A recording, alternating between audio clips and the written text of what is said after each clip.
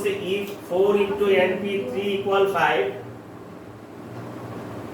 into n minus 1 p3 then find the value of n তাহলে কি করব আমরা প্রথমে লিখব 4 into np3 equal 5 into n minus 1 p3 কি করতে পারি আমরা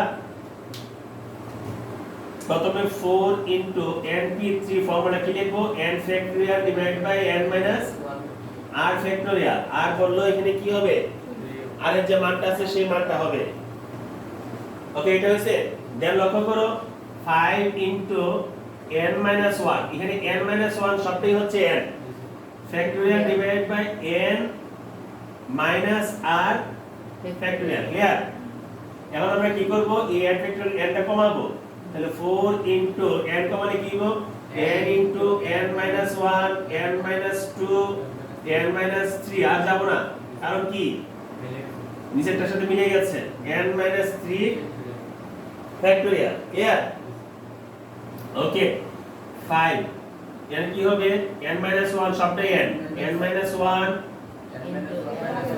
প্রথমে হলো n তারপর হলো n minus 1 সূত্রটা এইভাবে মনে রাখবা এরপর লিখবা কি n n মানে তো n minus 1 n minus 2 তারপর কি n minus 3 factorial ওকে নিচেরটার সাথে মিলে গেছে n minus 1 minus 3 factorial এখন লক্ষ্য করো কোনটা কোনটা কাটাকাটি যাচ্ছে জাস্ট আমরা বোঝার জন্য কি দিয়ে রাখলাম এটা এটা চলে যাচ্ছে তারপর এটা এটা চলে যাচ্ছে তো এখান থেকে এটা এটা চলে যাচ্ছে লাইনটা বাড়ানো লাগবে না লক্ষ্য করো n minus 2 এখানে কি n minus 2 না এটা কাটাকাটি যাচ্ছে তাহলে এখানে আছে কি শুধু 4n আর ওইদিকে কি আছে 5 into n minus 3 হ্যাঁ 5 into n minus 3 clear n minus 3 clear আচ্ছা এখন কি হচ্ছে দেখো হলো 4n সমান 5n minus 15 তাই না স্যার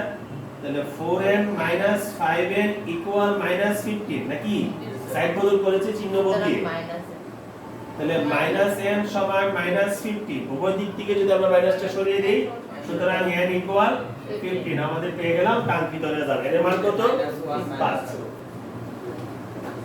ওকে খেয়াল করো proof check npr equal n into n - 1 pr - 1 এটা আমাকে প্রুফ করতে বলছে তো স্যার এখানে খেয়াল করো আমরা যদি রাইট হ্যান্ড সাইডটা নিয়ে কাজ করি তাহলে মিলাতে এটা সহজ হবে আমরা প্রথমে কাজটা কার করব রাইট হ্যান্ড সাইডে অর্থাৎ সবসময় যে লেফট হ্যান্ড সাইডে নিয়ে কাজ করতে এমন কোনো বাধ্যবাধকতা নেই যেটা নিয়ে ফ্লেক্সিবল হবে সেটা নিয়ে একটার সাথে একটা পক্ষের সাথে একটা পক্ষ মিলাতে হবে বাম পক্ষের সাথে ডান পক্ষের সাথে বাম পক্ষ তাহলে আমি প্রথমে কি করব রাইট হ্যান্ড সাইড নাকি তাহলে n into n - 1 p r - 1 এখানে n - 1 টা হচ্ছে টোটাল n আর এখানে r - 1 টা হচ্ছে টোটাল r বলে থাকবো তো স্যার n ইনটু আমরা npr এর সূত্র দিতে পারি না তাহলে npr এর সূত্রটা কি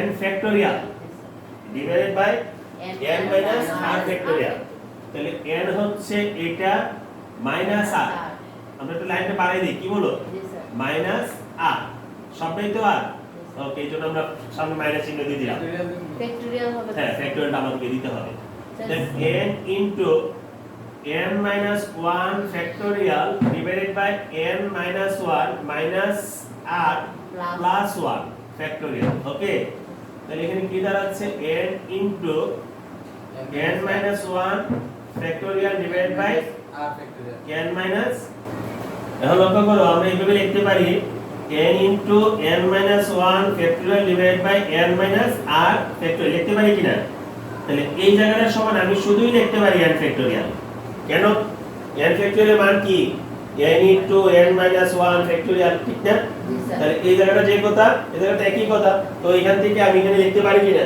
তারপর কি হয় n minus r factorial LCL এর সূত্র কি npr npr এর সূত্র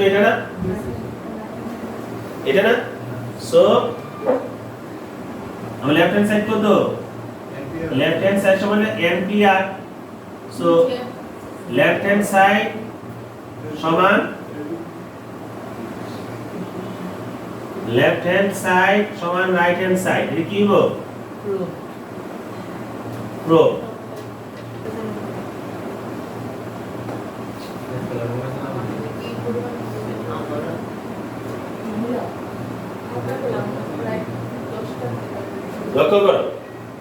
লক্ষ্য করো proof that NPR equal n-1 PR plus R into n-1 PR - 1, এটাকে আমি প্রুফ করতে বলছে। So much important for exam. Okay, আমরা এই ক্ষেত্রে কি করব? লেফট হ্যান্ড সাইড নিয়ে কাজ করব না রাইট হ্যান্ড সাইড নিয়ে কাজ করব? আমরা যদি এখানে লেফট হ্যান্ড সাইড নিয়ে কাজ করি অনেক ধরতে হবে জিনিস, ধরে ধরে মিলাই দিব। সো আমরা রাইট হ্যান্ড সাইডটা নিয়ে যদি করি সবচেয়ে সহজ হবে। লক্ষ্য করো, right hand side n-1 p r plus r into n-1 p r - 1। এখন আমরা দেখি কি হয়। n-1 এখানে সবটাই হচ্ছে n, p পারমুটেশন r হচ্ছে টেকেন এট এ টাইম। তাহলে এখানে npr এর সূত্র, এই জায়গায় যদি npr এর সূত্র ইউজ করি তাহলে n-1 n factorial divided by n minus r factorial, clear? এখন লক্ষ্য করো প্লাস r ইনটু উপরেটা হচ্ছে n, সবটাই n factorial divided by n minus r factorial একসাথে করে ফেলছি। বুঝতে পারছো কিনা? এটা লাইন বাড়ালাম না, সবটাই n মাইনাস r হলে কি হবে? মাইনাস r মাইনাস মানে হচ্ছে প্লাস 1 ফ্যাক্টোরিয়াল, ক্লিয়ার? ওকে, বলতে হবে আবার। ওকে, এখন লক্ষ্য করো আমাদের কি করতে হবে। তো এখানে n-1 factorial divide by n-1 minus r factorial equal r in এখানে প্লাস হবে প্লাস r ইনটু এখানে নিচে কি দাঁড়াচ্ছে n minus r ফ্যাক্টোরিয়াল, উপরে কি ছিল n-1 ফ্যাক্টোরিয়াল। এখন আমাদের একটা বুদ্ধি করতে হবে, কমন নিয়ে একটা কাজ করতে হবে। n-1 ফ্যাক্টোরিয়াল, দেখো এখানে n-1 আছে, এখানে n-1 আছে, তো এই জায়গা থেকে আমি n-1 কমন নিতে পারি না? আচ্ছা, কমন নিয়ে কাজ হবে। স্যার আরেকটু সহজ করা যায়, দেখো এটা এবং এটা কিন্তু মিলানো যাবে। কিভাবে মিলানো যাবে? দেখো মিলাতে গেলে আমরা আরো লাভ হবে, প্রুফটা আরো সহজ হয়ে যাবে। n-1 factorial divide by n minus r minus 1 factorial. আমি এখানে কি করেছি? 1 টাকে জাস্ট আগে পড়ে নিয়েছি আর কিছু না, plus r into n-1 factorial divide by n minus r, এই সবটাকে আমি n ধরলাম, n মাইনাস r কে আমি কি ধরলাম?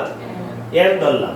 তাহলে n into n minus 1 factorial লিখতে পারি কিনা? এই n minus r ফ্যাক্টোরিয়াল কে এই জায়গাটা যদি সবটা n ধরি তাহলে n ফ্যাক্টোরিয়াল, তাহলে n ফ্যাক্টোরিয়াল মানে কি? হ্যাঁ, n ফ্যাক্টোরিয়াল নিচেরটা ধরা যায় উপরটা ধরা যায়, যেখানে তোমার সুবিধা এখানে কাজ করবা। যে উপরটা ধরতে হবে কোনো কথা নাই, নিচেরটা আমরা ধরতে পারি। ওকে, তাহলে n minus r কে আমি কি করলাম? n ধরলাম। তাহলে n তারপর কি n minus 1 ফ্যাক্টোরিয়াল। আমার কাজটা কেন? প্রুফগুলি কিন্তু সকলগুলি এইভাবে করতে হবে, এই অঙ্কগুলি কিন্তু নিজস্ব অনুভাবে হবে না। বুঝতে পারছো? তার মানে কি আমার কাজটা হচ্ছে এখানে উপরে n minus 1 ফ্যাক্টোরিয়াল আছে, এখানে n minus 1 ফ্যাক্টোরিয়াল আছে, দুইটা থেকে এটা কমন নিতে পারবো। আবার লক্ষ্য করো n minus 1 n minus r minus 1 এখানে আছে n minus r minus 1 factorial আছে না? দুই দিক থেকে আমি কমন নিতে পারবো।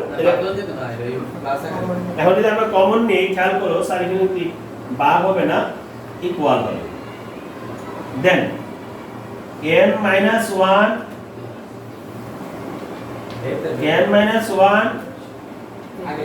Factorial n minus r minus 1 factorial আমি কমন নিলাম। কমন নিলে কি হবে? এই জায়গাটা কাটাকাটি হয়ে 1 থাকবে না? 1 প্লাস এখানে কোনটা কোনটা কাটাকাটি যাবে? এটা যাবে, এটা যাবে, তাহলে r by n minus r হইছে কি না? কোনো সমস্যা নেই। এখন আমরা একটা কাজ করি, লক্ষ্য করো n minus 1 factorial divided by n minus r minus 1 factorial। এখানে আমরা কি করতে পারি, গুণ, এখানে আমরা যদি কমন নিই লসাগু করি n minus r হইছে নি, এটা দিয়ে একটা গুণ হবে না, n minus r plus r হইছে কি, এটা বুঝছো, লসাগু করা হয়েছে। n minus r যদি লসাগু হয় তাহলে 1 দিয়া n minus r কে গুণ হবে, উপরে এটা বসবে n minus r plus n minus r ভাগ করে চলে গেছে, থাকে কোনটা, r। এখন কি হইতেছে দেখো, এই r আর এই r কাটা, তাই না স্যার? এখন থাকে কি, n থাকে। তাহলে আমি n টা যদি এখানে চলে আসি, গুণ সম্পর্কে থাকলে আগে পরে তো সমস্যা নাই, তাহলে n টাকে যদি আগে নিয়ে আসি n minus 1 ফ্যাক্টরিয়াল লিখতে পারি কিনা, হ্যাঁ?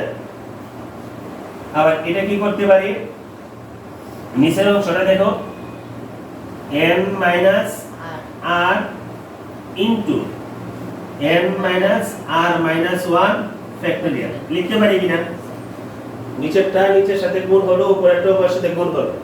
তাহলে কেন এটাকে সামনে আনলাম, এটাকে কেন সামনে আনলাম, সূত্রের মধ্যে ফেলার জন্য।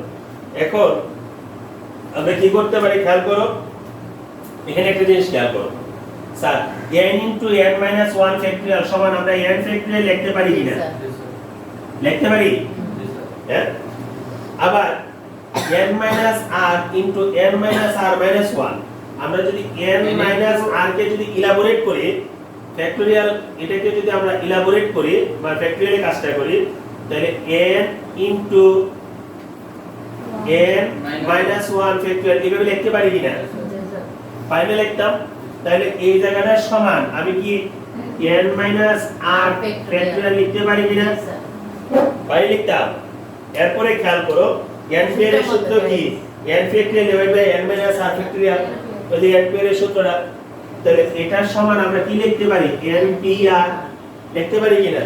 তাহলে আমার রাইট হ্যান্ড সাইডটা লেফট হ্যান্ড সাইডের সাথে মিলে গেছে কিনা, মিলে গেছে কিনা।